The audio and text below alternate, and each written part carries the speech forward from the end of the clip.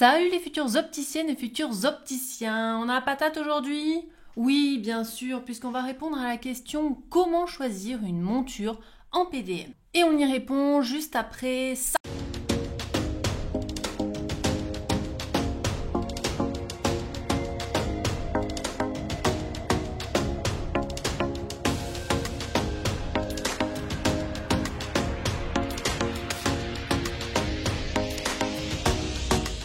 Alors avant, mettons les choses au clair, quand tu vas passer ton oral, tu vas parler 2 fois au jury. La première fois, ça sera après avoir analysé la fiche qu'on t'a donnée. Il faudra présenter ton choix théorique de monture et de verre sans justification. Le jury ne te parlera pas.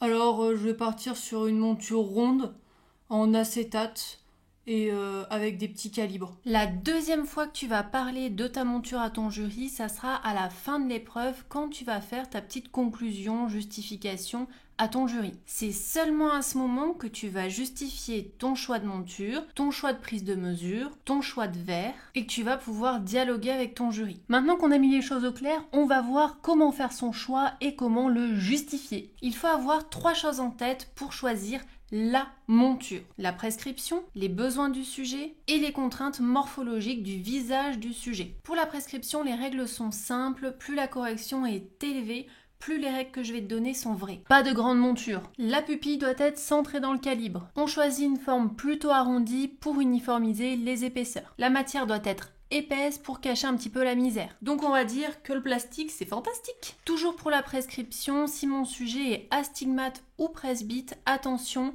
on oublie le rond. Pourquoi on oublie le rond? Parce que ça tourne. Et en magasin les loulous, si votre client il veut absolument du rond et que c'est pas possible, on se laisse pas faire, on lui explique que c'est pas bien. Pour ce qui est des besoins de notre sujet, on s'en fout complètement. Non, je rigole, on les respecte à la lettre.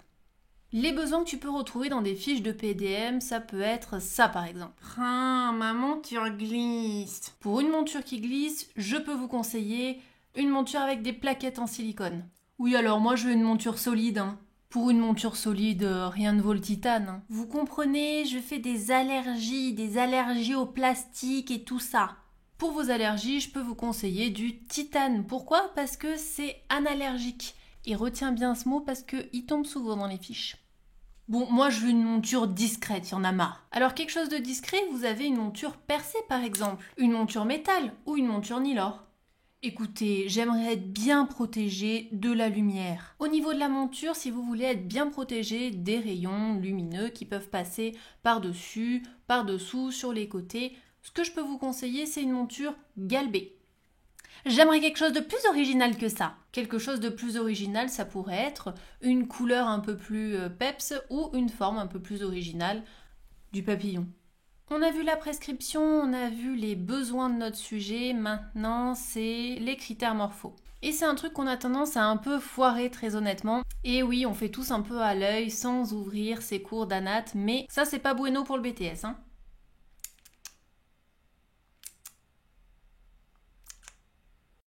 Je vais donc te donner l'astuce du chef pour faire ta justif au carré. 1. Écart sphénoïdal, donc c'est ici là la fin des sourcils, on dit la queue du sourcil. Donc écart sphénoïdal correspond à l'écart bord à bord de verre. Attention, je ne prends pas en compte les tenons, c'est bord à bord de verre. Ensuite, l'écart temporal, donc ici au niveau des tempes, l'écart temporal doit correspondre à l'écart hors tout de la monture, en fait l'écart total de la monture si je tiens compte aussi des tenons. Tiens, par exemple, un petit exemple, pour une personne qui a une tête un peu large et des yeux un peu proches. Tu vas me dire, c'est compliqué là de trouver une monture.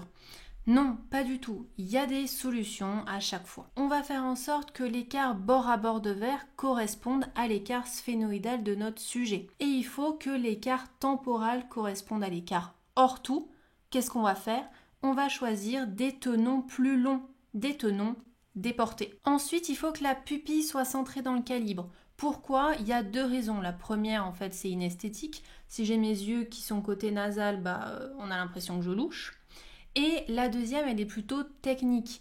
Si ma pupille est décentrée, et du coup, les épaisseurs sont décentrées aussi.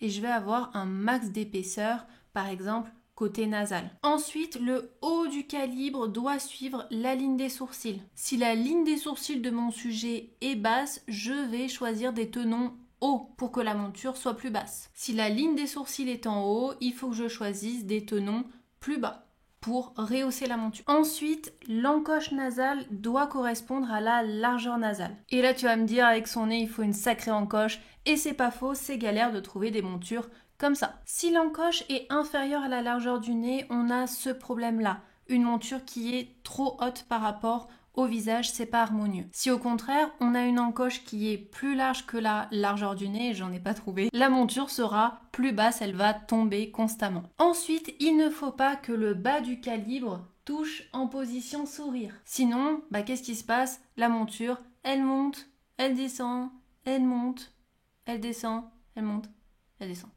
Et enfin, il faudra bien justifier que les branches soient assez longues pour le coudage au niveau du sillon supéro-auriculaire, c'est en haut de l'oreille juste là. Et c'est tout pour le choix de monture. Si vous avez du mal à choisir une monture en PDM, dites-le moi en commentaire, je vous transmettrai quelques astuces du chef. Et n'oubliez pas que les cours particuliers et cours collectifs sont maintenant disponibles. Il suffit juste de cliquer sur le lien dans la description et de réserver l'heure qui vous convient. Merci d'avoir regardé la vidéo jusqu'au bout et je vous dis bisous bisous les futurs opticiens.